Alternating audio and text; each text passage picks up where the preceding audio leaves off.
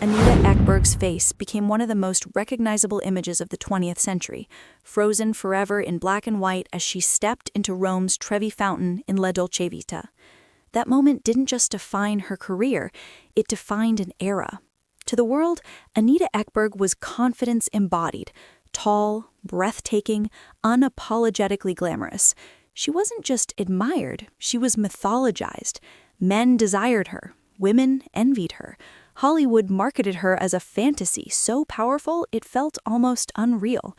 But what very few people understood, what even those closest to her failed to grasp, was that behind the spectacle, behind this statuesque beauty and public bravado, Anita Ekberg was living a second life entirely, a life shaped by loneliness, disillusionment, regret, and quiet suffering that stretched on for more than 3 decades, hidden carefully behind a smile the world refused to question.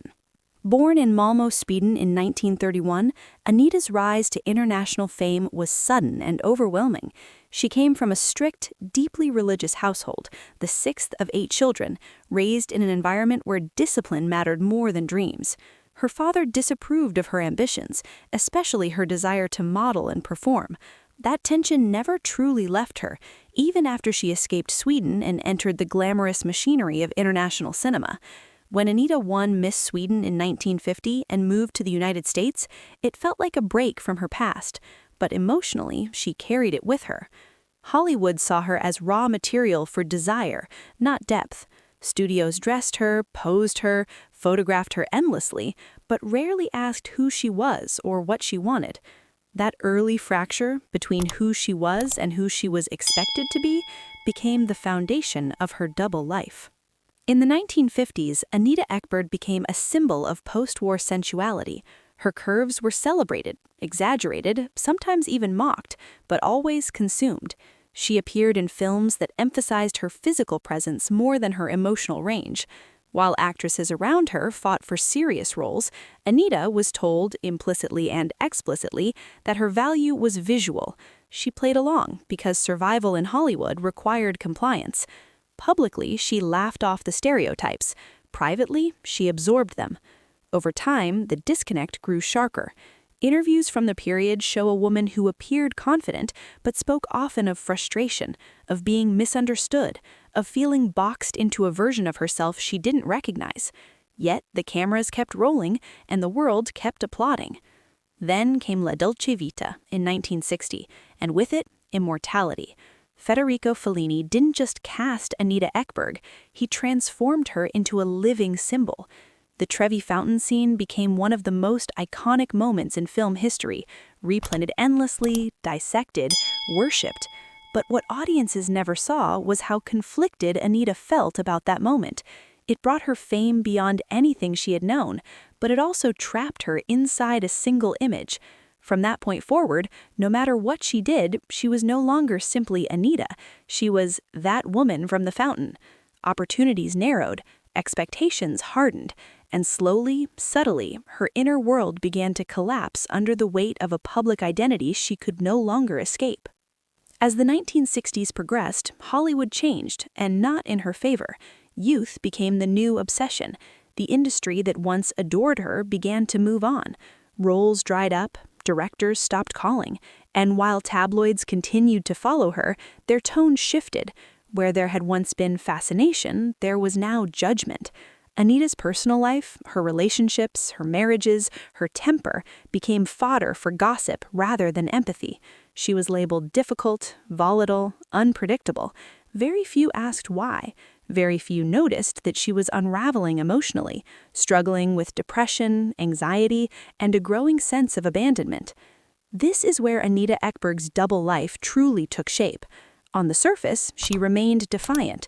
In interviews, she projected strength. She dismissed Hollywood's cruelty. She spoke boldly, sometimes sharply, about the industry that had used her and discarded her. But away from the cameras, her reality was far quieter and far more painful. She lived alone for long stretches. Friendships faded. Financial instability crept in as offers declined. She battled health issues that worsened with time, including mobility problems that limited her independence. And yet, she rarely admitted vulnerability publicly. To do so would have shattered the illusion she believed the world still demanded of her. For more than 30 years, Anita Ekberg lived with the contradiction of being globally recognized, yet deeply isolated. She walked through Rome, a city that had once celebrated her, now largely unnoticed. Tourists posed by the Trevi Fountain without realizing the woman who made it famous lived nearby, aging quietly, struggling physically and emotionally. The contrast was cruel. The symbol remained young forever. The woman behind it grew old alone. That psychological gap between memory and reality became a daily burden. By the 1990s and early 2000s, Anita's circumstances had deteriorated significantly. She suffered serious injuries, including broken bones from accidents that left her dependent on care. Her finances were strained. At times, she relied on the support of friends and the Italian state. Yet the public narrative barely shifted. To most people, she was still the glamorous icon of the past, frozen in time.